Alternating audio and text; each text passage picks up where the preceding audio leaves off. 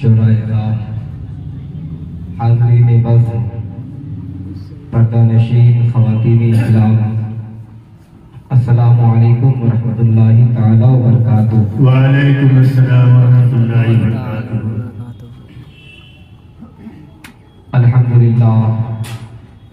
الحمد للہ رب العالمین والعاقبۃ للمتقین والصلاة والسلام على اشرف الانبیاء والمرسلین وعلى آلہ الطیبین واصحابہ المطہرین، اما بعد، اعوذ باللہ من الشیطان الرجیم، بسم اللہ الرحمن الرحیم۔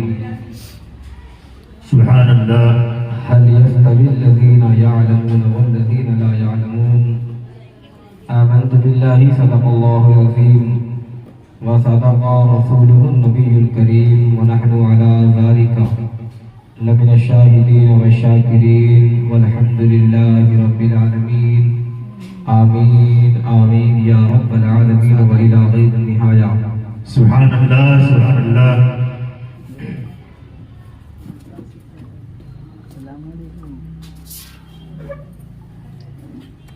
سرکار غوث اعظم نظر کرم خدا را، سرکار غوث اعظم نظر کرم خدا را، میرا خالی کاسا بھر دو میں فقیر ہوں تمہارا۔ سبحان اللہ۔ میرا خالی کاسا بھر دو میں فقیر ہوں تمہارا، جھولی کو میری بھر دو ورنہ کہے گی دنیا، جھولی کو میری بھر دو ورنہ کہے گی دنیا،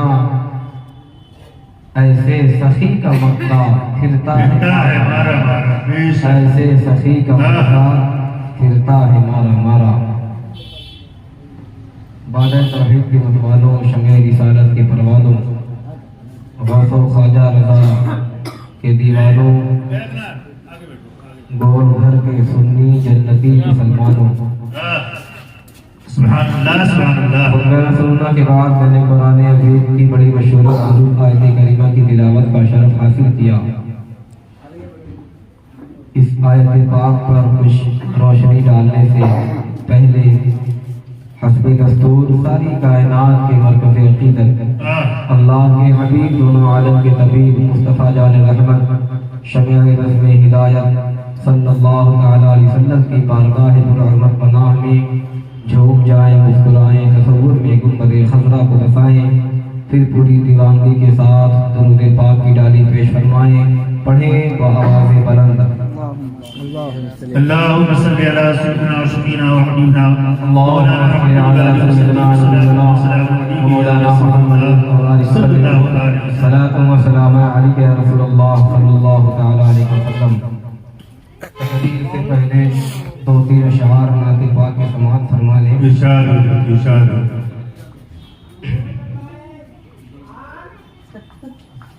یا نبی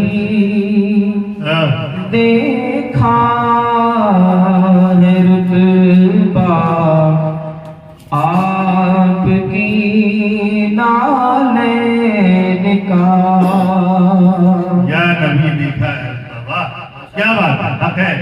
آپ بھی سمجھ جاتے ہیں تو سبحان اللہ۔ ہاں سبحان اللہ بولے بھائی، سبحان اللہ بولے۔ یا نبی دیکھا ہے رتبہ آپ کی نالین کا، شعر پر غور کیجیے گا۔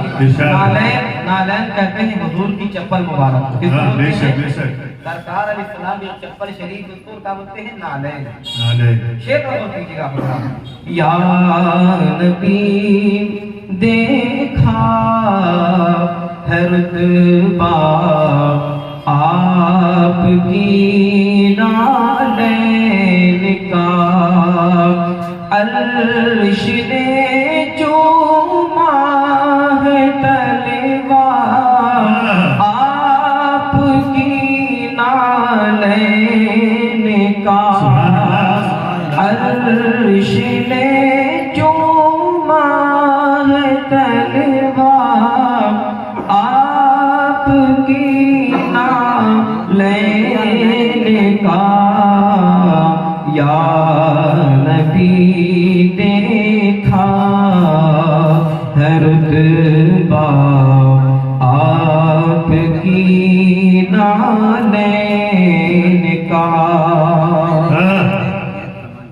اور آپ کی خدمت کا مجھ کو کاش مل جاتا شرف،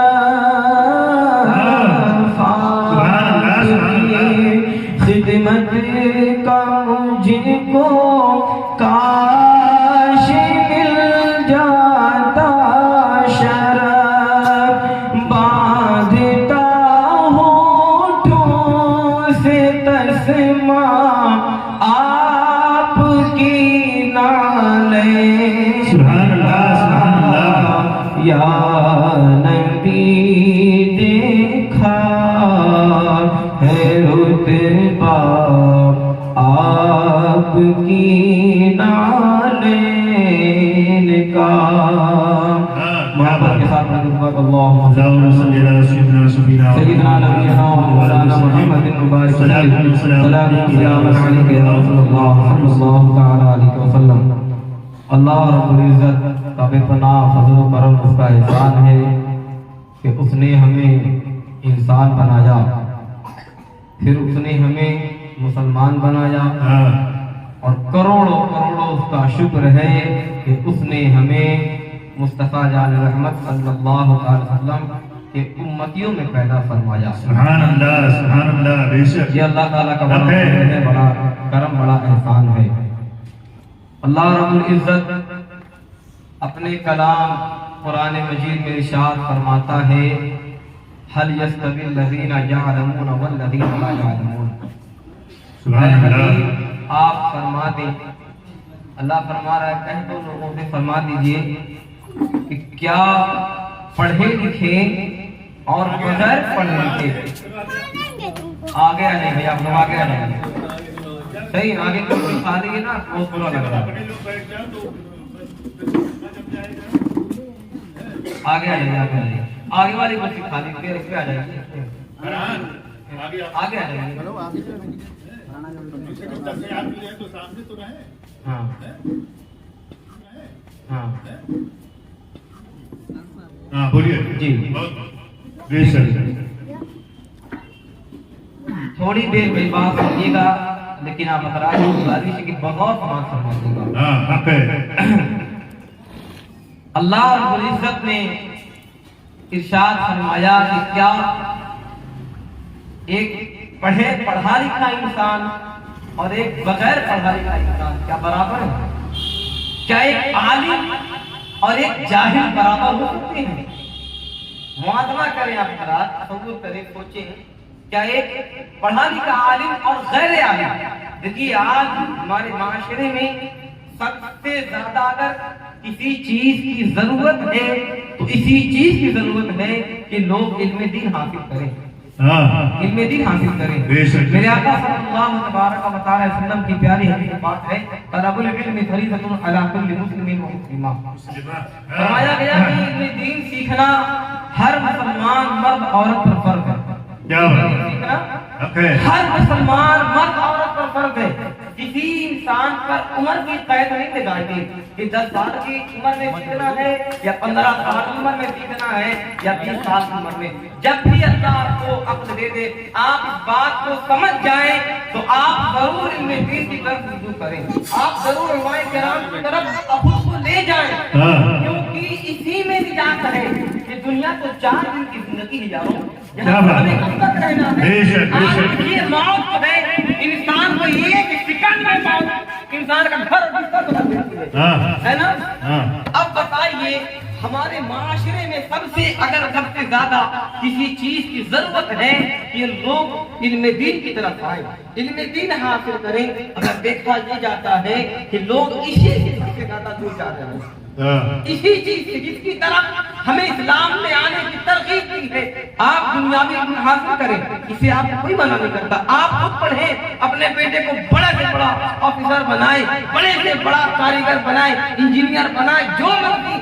میری دعا اللہ مسلمان کو ہر میدان میں صفے اول میں مسلمان رہے، لیکن میرے یاروں جس مقصد کے تحت اللہ رب العزت نے ہمیں اس دنیا میں بھیجا ہے، ہمیں پیدا کیا ہے، ہم اس مقصد کو فراموش کرے بیٹھے ہیں، ہم اس چیز کو بھولے بیٹھے ہیں۔ میرے آقا صلی اللہ علیہ وسلم فرماتے ہیں، دیکھیے میں بات کہیں چلی جائے گی، میں گفتگو سے بھٹکنا نہیں چاہتا، علم دین سیکھنا ہر مسلمان مرد عورت پر فرض ہے۔ اگر دیکھا جائے کہ ہم لوگ ہم اور ہمارا معاشرہ، ہمارے گھر کے لوگ، دیکھیے ہم جو ہے ہمارے پاس اتنی توفیق نہیں ہوتی، ہمارے پاس اتنا علم نہیں ہوتا ہے کہ آپ محسوس کریں کہ ضرورت کتنی زیادہ ہے ہمیں قرآن و حدیث پڑھنے کی، قرآن صحیح کرنے کی۔ پورا قرآن پڑھنا یہ فرض نہیں ہے، لیکن اگر آپ قرآن کی ایک آیت پڑھو اس کو درست پڑھنا یہ فرض ہے۔ ایک آیت آپ قرآن کی تلاوت کرو، اس کو ایک آیت کو صحیح پڑھنا اتنا فرض کر دیا گیا ہے۔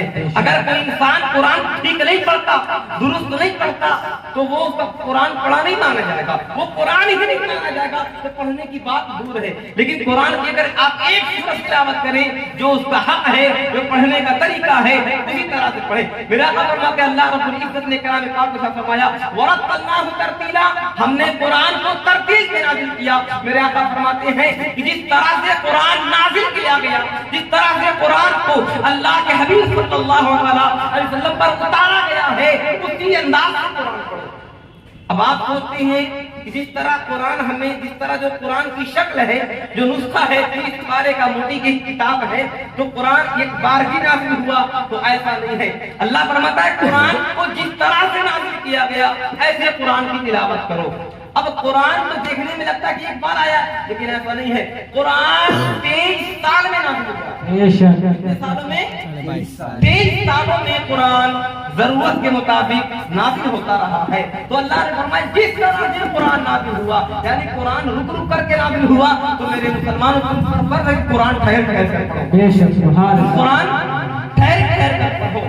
اور آقا فرماتے ہیں زَيِّنُوا الْقُرْآنَ بِأَصْوَاتِكُمْ، تم قرآن کو اپنی آواز سے مزین کرو، قرآن کو اپنی آواز سے سجاؤ، یعنی قرآن اچھا پڑھو۔ اب توجہ کیجیے گا میری بات کی طرف حضرات گرامی، دیکھیے ہم کس تحلیل پر جا رہے ہیں، دیکھیے ہم کس طرف جا رہے ہیں۔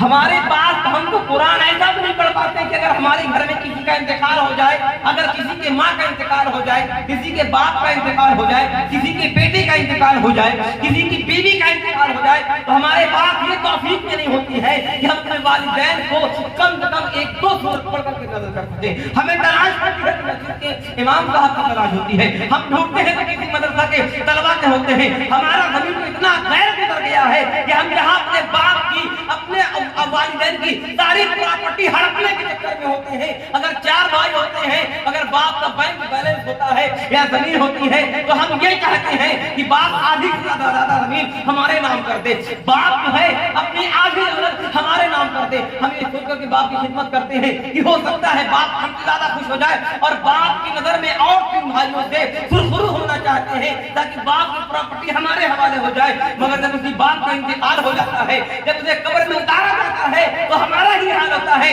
کہ ہم اپنے باپ کو ایک آیت پڑھ کر کے نظر نہیں کر سکتے۔ بات سمجھنے والی ہے کہ نہیں ہے؟ یہ بات صحیح ہے کہ نہیں ہے؟ بھائی ہم قرآن شریف نہیں پڑھ پا رہے، ماں کا انتقال ہو گیا، ارے وہی ماں ہے یار جس نے اگر ماں چلاتی تو ہم دوڑے دوڑے بھاگے جاتے اس کے پاس، میری ماں نے کس لیے پکارا؟ اسی ماں کا اگر انتقال ہو گیا تو اولاد کے پاس اتنی اتنی توفیق نہیں ہوتی ہے کہ قرآن کی چند آیتیں پڑھ کر کے اپنی ماں کے نام سے سال ثواب پڑھ دے، ماں کو بخش دے۔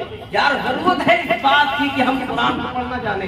اب آپ میں سے کوئی 10 سال سے نماز پڑھ رہا ہوگا، کوئی 20 سال سے نماز پڑھ رہا ہوگا، جتنے بھی دن سے نماز پڑھ رہے ہیں، نماز جو ہے اس وقت تک درست نہیں ہوگی جب تک کہ آپ قرآن کو درست نہیں پڑھیں گے، جب تک کہ آپ قرآن کو درست نہیں پڑھیں گے۔ ایک زیر زبر کا فرق ہو جائے گا تو پورا معنی بدل جاتا ہے۔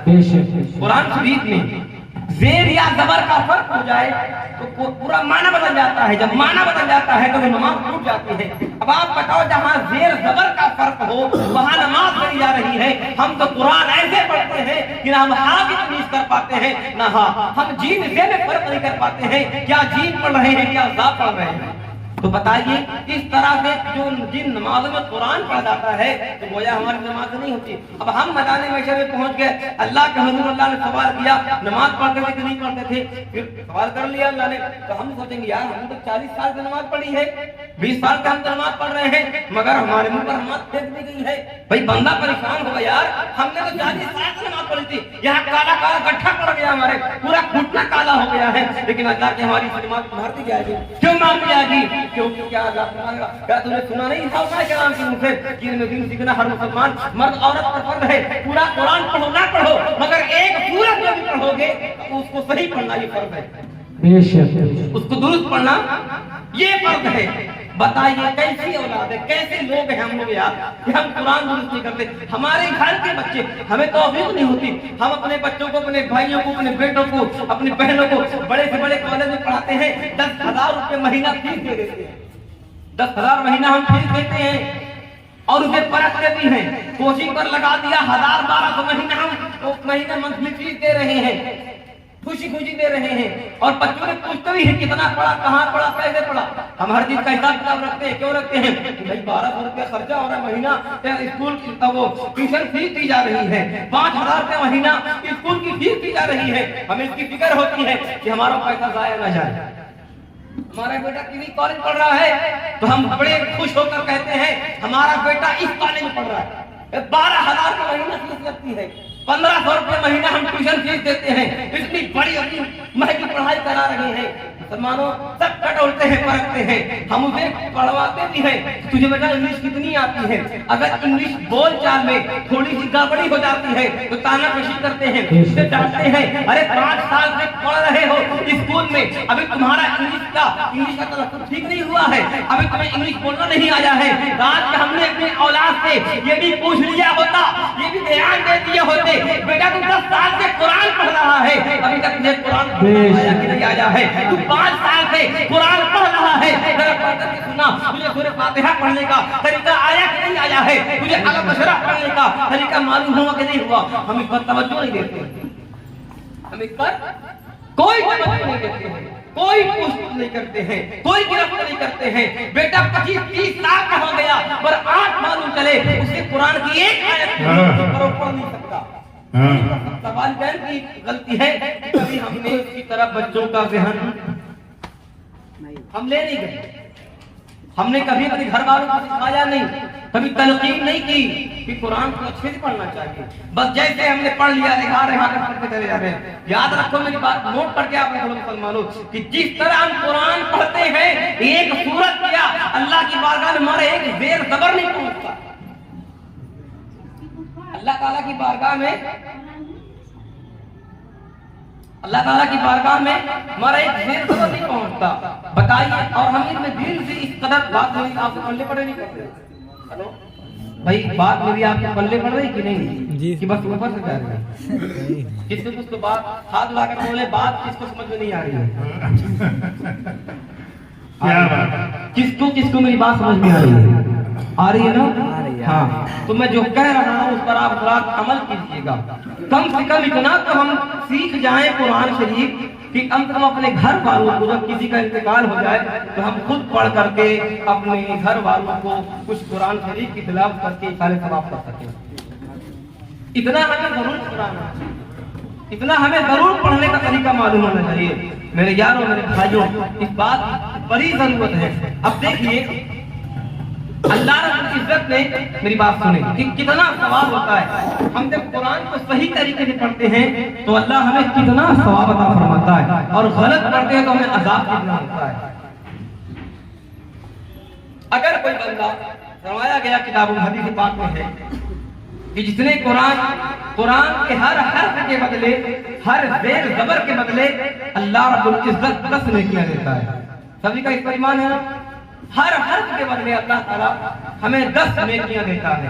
ہم نے بس ایک بار کہہ دیا سبحان اللہ, 9 حروف ہوئے, تو ایک بار تلفظ کے ساتھ جو پڑھنے کا طریقہ ہے قرآن, ایک بار پڑھ دیا ہم نے تو اللہ رب العزت نے ہمیں 90 نیکیوں کا مالک بنا.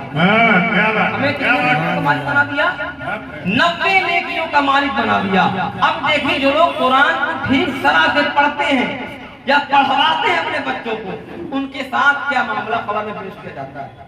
حضرت عیسیٰ علیہ السلام کے زمانے کا واقعہ، عیسیٰ علیہ السلام ایک قبرستان سے گزر رہے تھے، دیکھا ایک قبر میں مشاہدہ کیا، دیکھا عیسیٰ علیہ السلام نے قبر میں ایک مردہ ہے جس کو بڑا سخت عذاب ہو رہا تھا، فرشتے اس کو عذاب دے رہے تھے۔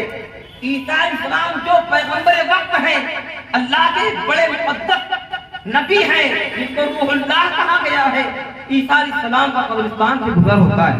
عیسیٰ علیہ السلام نے دیکھا کہ ایک قبر ہے، اس میں ایک مردہ ہے جس کو بڑا سخت عذاب ہو رہا ہے، بہت سخت عذاب میں وہ گرفتار ہے۔ عیسیٰ علیہ السلام دیکھ کر پریشان ہو گئے، یا اللہ یہ تیرا کیسا بندہ ہے جس کو تو اتنا سخت عذاب دے رہا ہے؟ حضرت غیبی سے آواز آئی کہ اے عیسیٰ، یہ جو قبر میں جو انسان پڑا ہوا ہے جس کو عذاب دیا جا رہا ہے، یہ بڑا فاسق و فاجر تھا، یہ بڑا گستاخ تھا، یہ بہت گنہگار تھا، اس کی گناہ کے سبب اس کو عذاب دیا جا رہا ہے۔ یہ کہہ کر عیسیٰ علیہ السلام آگے گزر گئے۔ میں بتا رہا ہوں قرآن کی فضیلت پڑھنے کی کیا ہوتا ہے پڑھنے سے قرآن۔ دیکھیے آگے گزر گئے، کچھ دن کے بعد عیسیٰ علیہ السلام کا گزر اسی قبرستان پہ ہوتا ہے، پھر وہی قبر تھی، مردہ وہی تھا، پھر عیسیٰ علیہ السلام ہو گئے۔ جب پہلی بار گزر ہوا تو مردہ اسی مردے کو بڑا سخت عذاب ہو رہا تھا، جب دوبارہ اسی قبرستان پہ آ رہے ہیں، قبر وہی ہے، مردہ وہی ہے، پر جس مردے کو پہلے عذاب دیا جا رہا تھا اب اسی مردے کی قبر میں رحمت و نور کی بارش ہو رہی ہے، وہ جنت کی غذائیں کھا رہا ہے، وہ جنتی کپڑے پہنے ہوئے ہیں۔ اب عیسیٰ علیہ السلام پھر اللہ تعالیٰ کی بارگاہ میں استغاثہ پیش کرتے، میرے مالک یہ کیا ماجرا ہے؟ کچھ دن کی بات ہے کہ جس بندے کو، جس مردے کو تو عذاب دے رہا تھا، اب اس کی قبر میں جو ہے رحمت نور کی بارشیں ہو رہی ہیں، اب اس کی قبر میں جو ہے وہ جنت کے کپڑے پہنے ہوئے ہیں، جنت کا کھانا کھا رہا ہے۔ میرے اللہ بات کیا ہے، وجہ کیا ہے؟ پھر حضرت غیبی نے آواز دی کہ اے عیسیٰ، یہ بندہ تو گنہگار ضرور تھا، یہ بندہ سیہکار ضرور تھا، یہ بندہ فاسق و فاجر ضرور تھا، لیکن جب یہ دنیا میں تھا اس کی بیٹی اس کی بیوی حمل سے تھی، اس کی بیوی کے پیٹ میں تو بچہ پڑ رہا تھا، اس نے وصیت کی کہ اے میری بیوی، میں تو گنہگار ہوں، سیہکار ہوں، پورا زمانہ جانتا ہے، لیکن اگر میری اولاد ہوئی، اللہ نے صحیح سلامت اولاد عطا کر دی تو میرے بیٹے کو تم پہلے دین کا علم سکھانا، میرے بیٹے کو پہلے دین کا علم سکھانا، اس کے بعد دنیاوی علوم سے سرفراز کرنا، مگر شرط میری یہ ہے پہلے تم کسی اسکول کالج میں نہیں، پہلے کسی مکتب میں لے جانا۔ پہلے تو اسکول کالج ہوتا نہیں تھا، بس بات کر دیا میں نے، لیکن کسی پہلے دین کا علم سکھانا میرے بیٹے کو۔ یہ کہہ کر کے یہ بندہ مر گیا، اور جب اس کے بیٹا پیدا ہوا، عقل و شعور والا ہوا، چلنے پھرنے کے لائق ہوا، تو اس کے باپ، مرے ہوئے باپ کی وصیت کے مطابق اس کی بیوی نے اس اپنے بیٹے کو ایک مکتب میں لے گئی اور کہا مولوی صاحب میرے بیٹے کو جو شریعت عیسوی تھی، جو عیسیٰ علیہ السلام کی شریعت تھی، جو ان کا دین تھا، جو دین لے کر کے آئے تھے، وہ علم سکھا دے، وہ دین سکھا دے۔ اب بچے کا پہلا دن مدرسے میں ہے، سوچئے جب بچہ پہلے دن مدرسے میں جاتا ہے اسے تو کتاب کھولنے کا ڈھنگ نہیں معلوم ہوتا ہے کہ کتاب کھولتے کیسے ہیں، لیکن باپ کی وصیت تھی، نگاہ خداوندی اسے تلاش کر رہی تھی اس کے باپ کی مغفرت کے لیے۔ جیسے بیٹا پیدا ہوا، بڑا ہوا، اس کی والدہ اسے مکتب میں لے گئی۔ اب مولوی صاحب پہلا دن ہے، کہا بیٹا تیرا سبق کچھ اور نہیں ہے، تیرا سبق ہے بسم اللہ الرحمن الرحیم۔ تیرا سبق کیا ہے؟ بسم اللہ الرحمن الرحیم۔ بیٹا تمہارا کل کا یہی سبق ہے، کل آنا ٹھیک سے بسم اللہ سنا دینا، کل آنا مدرسے ٹھیک ہے بسم اللہ سنا دینا۔ تو کہا عیسیٰ علیہ السلام نے مولا پھر کیا ہوا؟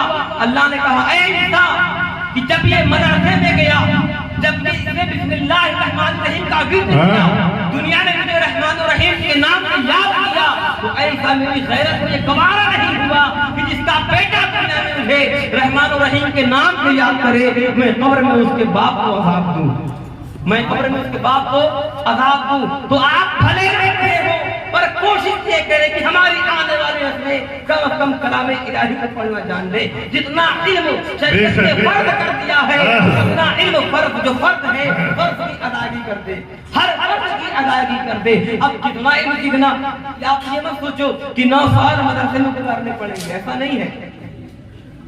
کہ آپ کو 9 سال مدرسے میں پڑھنا پڑے گا. نہیں, اتنا علم سیکھنا فرض ہے کہ اگر آپ کو روزے مرنا یعنی ہر گھر کے جو مسائل ہیں جیسے نماز, روزہ اور اس کے علاوہ جو ہے شادی شدہ ہیں تو بیوی کے فرائض, احکام, جن چیزوں کی ہمیں روز ضرورت پڑتی ہے اتنا پڑھنا پڑتی ہے کہ ہم کتابوں سے اس کو خود سے تلاش کر سکیں.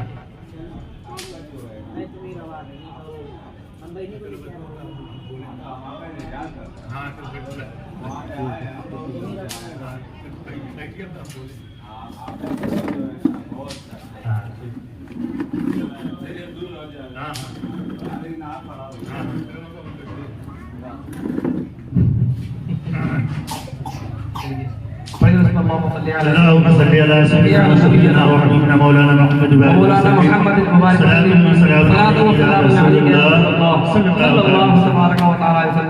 تو مسلمانوں اللہ نے کہا کیا پڑھے لکھے اور بے پڑھے لکھے برابر ہیں؟ کبھی برابر نہیں ہو سکتے. اس دفعہ کا واقعہ دیکھیے, ایک عالم کا ایک جاہل کا, دونوں عبادت گزار تھے, شب بیدار نہیں. ایک عابد تھا, ایک عابد ایک عابد پڑھا لکھا, ایک عابد عبادت گزار راتوں کو جاگ کر کے نمازیں پڑھنے والا, نوافل کی کثرت کرنے والا, اور ایک کے بارے میں ایک صرف عالم تھا. اس کے بارے میں کتاب نہیں لکھا کہ وہ نماز پڑھتا تھا, خوب زیادہ نفل پڑھتا تھا, ایسا کچھ نہیں آیا. ذکر آیا کہ ایک عابد اور ایک عالم. حدیث پاک میں نکل پر ہوئے قیامت علماء کے قلم کی سیاہی, عالم کے قلم کی سیاہی شہیدوں کے خون سے بدل کی جائے گی. عالم کے قلم کی سیاہی شہیدوں کے خون سے وہر کی جائے گی, اور عالموں کے قلم کی سیاہی کا حال یہ ہوگا کہ شہیدوں کے خون پر غالب آ جائے گی, شہداء کے خون پر غالب آ جائے گی. یہ مقام علماء کرام کا ہے, یہ مقام حفاظ کرام کا ہے. اگر میں بات کروں تو رات اس پر گزر جائے گی مگر میری بات ختم نہیں ہوگی. تو میں عرض یہ کر رہا تھا کہ ایک عالم اور ایک عابد, ایک کے بارے میں ذکر ہے کہ بہت عابد تھا, نماز کا پابند تھا, رات میں جگ کر کے نوافل پڑھتا تھا, تہجد گزار تھا, مگر وہ تھا کیا؟ غیر عالم نہیں تھا. تو ابلیس جو ہے, ابلیس شیطانوں کا سردار, ابلیس جانتے نا کسی کہتے ہیں ابلیس. اصل کی بات اس کا سخت جب لگتا ہے تو سارے شیاطین شیطان اکٹھا ہوتے ہیں اور اپنا اپنا کیا ابلیس کو سناتے ہیں, بتاتے ہیں میں نے سردار میں نے یہ کام کیا, یہ کام کیا, یہ کام کیا. بڑے بڑے شیطان اس کے پاس حاضر ہوئے ابلیس کے پاس, اپنے سردار کے پاس. ابلیس ان کی باتیں سن رہا ہے. کسی نے کہا کہ سردار آج میں نے ایک لڑکے کو بہکا دیا, اس سے میں نے چوری کروا دی. ابلیس کچھ نہیں ہوا اس سے. ایک شیطان آگے بڑھا, کہا کہ سردار آج میں نے بڑا غضب کر دیا, ایک لڑکا جا رہا تھا مسجد کی طرف, میں نے اس کا رخ پھیر دیا, اسے میں نے شراب کھانے میں بھیج دیا. ابلیس اس پر بھی کچھ نہیں ہوا. ایک شیطان اور آگے بڑھا, کہا میرے سردار میں نے تو حد تک کر دی جب ایک شخص تھا نیکی کی طرف جا رہا تھا, میں نے اس کو بدی کی طرف پھیر دیا, برائی کی طرف کر دیا, میں نے ایک زنا کروا دیا. یعنی بڑا بڑا گناہ میں نے سردار میں نے انسانوں سے کروایا ہے. پر ابلیس کسی کی بات پر کچھ نہیں ہوا, کسی کی بات پر توجہ نہیں دی, کوئی خوشی نہیں ظاہر کی. ایک چھوٹا موٹا شیطان جو تھا ابلیس کی بارگاہ تھا, وہ سر جھکائے آگے ہوا, کہا سردار میں کیا کہوں, چپ چاپ کھڑا تھا. ابلیس نے کہا تو کھڑا کیوں ہے بھائی, تو کیوں کھڑا ہے, تو کیوں نہیں کچھ کہتا؟ کہا کہ میں کیا کہوں سردار, اتنا بڑا کام کر کے یہ لوگ آئے ہیں, بڑے سے بڑا کام کر کے لوگوں کو بہکا کر کے آئے ہیں, میں کیا کہوں, میں نے کوئی کام ہی نہیں کیا ہے آج, کسی کو بہکایا ہی نہیں ہے. کہا تو بتا تو صحیح تو نے کیا کیا ہے آج. چیلے نے, شیطان نے کہا کہ میں نے کسی سے گناہ تو نہیں کروایا, میں نے کسی کی نماز نہیں چھڑوا دی, میں نے کسی کو جوئے کھانے کا راستہ نہیں دکھایا, میں نے کسی کو شراب نہیں پلائی. ہاں میں نے چھوٹا سا کام کیا ہے کہ ایک لڑکا پڑھنے جا رہا تھا, میں نے اسے پڑھنے سے روک دیا. کیا بات ہے, کیا بات ہے. کیا کہا شیطان نے کہ ایک لڑکا پڑھنے جا رہا تھا, علم دین سیکھنے جا رہا تھا, سردار میں نے اس کو پڑھنے سے روک دیا ہے. اب کیسے سننا تھا؟ ابلیس خوشی کے مارے اچھل پڑا, ارے کودنے لگا, لوگوں کو مبارکباد کرنے لگا تو نے کیا غلط کر دیا, تو نے کیسا کمال کر دیا. اب سارے شیطان سوچنے پر مجبور ہو گئے ہم نے اتنا بڑا بڑا کام کیا ہے, ایسے لوگوں کو شراب پلا دی ہے, جوا کھلا دیا ہے, ایک بیٹے کو ماں کے خلاف بہکا دیا ہے, ماں باپ کو پٹوا دیا ہے, میں نے سب غلط کیا ہے, بڑے سے بڑے کام کو ہم لوگوں نے کیا ہے, مگر سردار کسی بات سے خوش نہیں ہوا ہے. ایک چھوٹا سا کام کیا کر دیا اس نے کہ ایک انسان کو پڑھنے سے روک دیا. اتنی خوشی, اتنا اچھل کود, اتنی زیادہ خوشی, اتنا اسے نواز رہا ہے. ہم نے اعتراض کیا تو ابلیس نے کہا کہ یار تم لوگ جانتے نہیں ہم نے اس کو کیا کیا ہے, تم لوگ نہیں جانتے کہ اس نے کتنے بڑے کام کو انجام دیا ہے. چلو میں تمہیں دکھاتا ہوں کہ اس نے کیا کیا ہے. ابلیس جو ہے اپنے شیطان چیلوں کے ساتھ ہمراہ ہوا اور ایک شیشی لیا, ایک چھوٹی سی شیشی لیا, کہا چلو میں دکھاتا ہوں کہ اس نے کتنا بڑا کام کیا ہے. اچھا ابلیس جانے لگا لے کر کے ایک عابد کے پاس. عابد مطلب پرہیزگار, رات کو جاگ کر کے نفل نمازیں پڑھنے والا, تہجد گزار, گناہوں سے کوسوں دور رہنے والا, اس کو عابد بولتے ہیں. ٹھیک ہے نا. ابلیس پہلے عابد کے بعد سارے شیطان کو ایک اچھی شکل میں تیار ہو کر کے لے کر گیا. کہا دستک دی, دروازے پر کہا کون, کہا میں فلاں ہوں.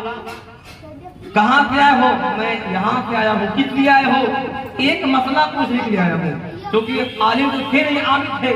کہا ایک مسئلہ پوچھنے آیا ہوں, مسئلہ بتا دیجئے. جیسے ہی دروازہ کھولا عابد نے دروازہ کھولا, ہاں کہو, میں جانتے نہیں کون ہے. کہاں بتاؤ, کہنا کیا ہے, کون سا سوال پوچھنا ہے. کہا کہ عابد صاحب ایک بات پوچھنی ہے, میری سمجھ میں یہ نہیں آ رہا ہے کہ میں نے لوگوں سے سنا ہے, عالموں سے سنا ہے کہ اللہ تعالیٰ نے ساری دنیا کو پیدا کیا ہے, وہ دنیا کو جیسے چاہے پھیر دے, چاہے موڑ دے. آپ یہ بتائیے کیا اللہ تبارک و تعالیٰ اس شیشی میں پوری دنیا کو لا سکتا ہے؟ کیا بات, کیا اللہ تعالیٰ اس شیشی میں پوری دنیا کو لا سکتا ہے؟ پوری دنیا اس شیشی میں سما سکتی ہے؟ اب عابد صاحب سوچنے پر مجبور ہو گئے, یار اتنی بڑی دنیا اور اتنی بڑی شیشی, بھلا اتنی بڑی شیشی میں دنیا کیسے آ سکتی ہے؟ عابد صاحب نے فوراً جواب دیا, نہیں نہیں یہ ممکن نہیں ہے, اتنی بڑی شیشی میں اتنی بڑی دنیا نہیں آ سکتی ہے. وہ کہا بس یہی پوچھنا تھا. یہ کہہ کر کے وہاں سے ابلیس اپنے تمام شیطانوں کو لے کر کے چلا گیا عالم کی بارگاہ میں. عالم کے پاس کہا مولانا صاحب ایک مسئلہ پوچھنا تھا. ہاں کہو کیا مسئلہ پوچھنا ہے. تو کہا کہ میرا سوال یہ ہے, یہ بتائیے اتنی بڑی دنیا ہے, میں نے سنا ہے کہ اللہ دنیا کو جدھر چاہے پھیر دے, جب چاہے اس کو نابود کر دے, جب چاہے تہس نہس کر دے, جب چاہے تہو بالا کر دے. میرا سوال آپ یہ ہے کیا اس شیشی میں اللہ تعالیٰ پوری دنیا کو لا سکتا ہے؟ پوری دنیا اس شیشی میں آ سکتی ہے؟ عابد صاحب نے کہا ارے شیطان تو تو مردود معلوم ہوتا ہے, ابلیس معلوم ہوتا ہے. ارے شیشی بہت بڑی چیز ہے, اگر میرا اللہ چاہ لے تو سوئی کی ناکے میں سے دنیا کو پار کر دے. سبحان اللہ, سبحان اللہ, سبحان اللہ, سبحان اللہ. بہت بڑی چیز ہے, اگر رب چاہ لے تو سوئی کے ناکے میں سے اللہ تعالیٰ دنیا کو اس پار کر دے. وہ مالک الملک والملکوت ہے, سب کچھ اس کے اختیار میں ہے, وہ جب چاہے جہاں چاہے جو چاہے وہ کر دے. تو ابلیس معلوم ہوتا ہے, ارے لاہور پڑھا, پھڑک کر کے ابلیس دور گیا. کہا میرے چیلوں, میرے شیطانوں, اب تم سمجھے اس نے کتنا بڑا کام کر دیا ہے. اگر یہ بہکاتا نہیں تو وہ لڑکا عالم بن جاتا, اور عالم بن جاتا تو پھر کسی کے بہکاوے میں نہیں آتا. کیونکہ وہ اللہ تعالیٰ دوبارہ کہا تھا اللہ میں تو دنیا میں جا رہا ہوں. جب اللہ نے کہا آدم کو سجدہ کرو, ابلیس سے آدم کو سجدہ کرو, فسجدوا لآدم الا ابلیس, سب نے سجدہ کر لیا, ابلیس نے سجدہ نہیں کیا. تو اللہ نے کہا سجدہ کر, اس نے سجدہ نہیں کیا ہے. تو اللہ رب العزت نے اسے جنت سے نکال پھینکا, جنت سے نکال دیا اور مردود قرار دیا. اب قیامت تک جو مردود ہے. تو ابلیس نے کہا تھا اللہ میں دنیا میں تو جا رہا ہوں, آج تو نے آدم کی وجہ سے مجھے دنیا سے نکال دیا ہے, ایک انسان کی وجہ سے مجھے جنت سے نکال پھینکا ہے اور مردود قرار دیا ہے. میں دنیا میں تو جا رہا ہوں مگر تیرے بندوں کو بہکاؤں گا, تیرے بندوں کو بہکاؤں گا. نیکی کی طرف جائیں گے میں شراب کھانے کی طرف بھیجوں گا. وہ مسجد جائیں گے میں جوا کھانے کی طرف بھیجوں گا. کوئی اچھا کام نہیں کروں گا. تو میرے اللہ نے کہا جو میرا بندہ ہوگا وہ میری طرف آئے گا اور جو تیرا ہوگا وہ تیری طرف آئے گا. اور اللہ کا بندہ بندے تو سب ہے مگر ان تمام بندوں میں ممتاز کون ہے, اللہ کے قریب کون ہے؟ وہ علماء ہے, وہ صالحین ہے, وہ اولیاء ہے, اور جو اللہ سے ڈرنے والے ہیں وہ زیادہ اللہ کے قریب ہیں. اور اللہ نے کہا انما یخشی اللہ من عبادہ العلماء, بے شک اللہ سے ڈرنے والے عالم ہی ہیں. بے شک بے شک. اللہ اکبر اللہ اکبر. یا رسول اللہ یا رسول اللہ. میں بات ختم کر لوں گا اپنی. تو یہ فرق ہے ایک عالم میں غیر عالم میں. ہم تو پڑھے لکھے نہیں ہیں, اگر ہم نے اپنی بیوی سے آپ کوئی غصے میں کچھ بات بولتی ہوتی ہے تو ہمیں ٹینشن ہو جاتی ہے, یا اللہ ہم یہ مسئلہ عالم سے پوچھیں تو کیسے پوچھیں, بڑی شرم ہے. لا علمی میں جہالت کی بنا پر کیا بول جاتے ہیں. ایک آدمی آیا چلا کر بیوی کو طلاق دے دیا, عالم کی بارگاہ میں گیا, کہا حضرت میں نے اپنی بیوی کو 3 بار طلاق دے دیا. کہا کیوں دے دیا؟ کہا میں بہت غصے میں تھا اس لیے دے دیا. عالم نے کہا بھائی یہ بتاؤ کہ خوشی سے طلاق کون دیتا ہے؟ کون ایسا مرد ہے جو جائے مہنگی والی مٹھائی خرید کر لائے اور بیوی کو دے اور گود اٹھا کر کہے بیوی میں بڑا خوش ہوں تجھے طلاق دے رہا ہوں؟ کوئی ایسا کرتا ہے؟ طلاق ہم غصے میں دیتے ہیں. کہا حضرت بات تو ٹھیک ہے لیکن یہ بتائیے کیا طلاق پڑ گئی؟ عالم نے کہا طلاق تو تمہاری واقع ہو گئی ہے, اب وہ تمہاری بیوی رہی نہیں. کہا کچھ تو کر دیجئے, ارے کوئی مسئلہ کہیں سے نکال دیجئے تاکہ میری بیوی باقی رہے. کہا جب تم نے خود ہی نکال دیا ہے تو ہم کہاں تدبیر کریں, ہم کہاں دلائیں؟ تو ہم یہ سب کام کیوں کرتے ہیں؟ ہمیں پتہ نہیں ہوتا ہے, ہم نے پڑھائی نہیں ہے, ہم نے حقوق زوجین پڑھائی نہیں ہے, ہم نے بیوی کے حقوق کو جانا ہی نہیں ہے, نہ ہی ہم نے کبھی کوشش کی ہے. مگر بیاہ کرے خاطر سب سے آگے. مگر ہم جو حقوق بیوی ہے اس کے بارے میں جاننے کی کوشش نہیں کرتے ہیں. میرے بھائیوں, میرے مسلمان عزیز گول گھر کے سنی جنتی مسلمانوں, میری آپ سے گزارش ہے کہ آپ اپنے بیٹوں کو بہت پڑھائیں اور خوب پڑھائیں, مگر اس سے پہلے آپ 4 سال اپنے مسجد کے امام صاحب سے بیٹوں کو قرآن ٹھیک کروا دیں, اردو پڑھنے کا طریقہ ڈھنگ معلوم کروا دیں, تاکہ ہمارے نہ رہنے کے بعد کوئی ملے یا نہ ملے ہماری اولاد ہمارے گھر والے قرآن پڑھ کر کے ہمیں سبحان اللہ. تو ہمیں آنا چاہیے. اب جو اپنے ماں کو محبت کرتا ہوگا, جسے اپنی آخرت کی فکر ہوگی, وہ ضرور قرآن سیکھے گا. آپ میں سے بھی اگر کسی کو نماز قرآن پڑھتے نہیں ہیں, جمعہ ایک بھی جاتے ہیں, تو بھی ہمارا قرآن صحیح نہیں ہے. کیا پتہ اللہ کی بارگاہ میں نماز پڑھنے جاتی بھی ہے کہ نہیں؟ مجھے تو ہمارا یقین ہے کہ نہیں جاتی, کیونکہ اللہ نے ہر چیز کی شرط دی ہے نا, ہر چیز ہے.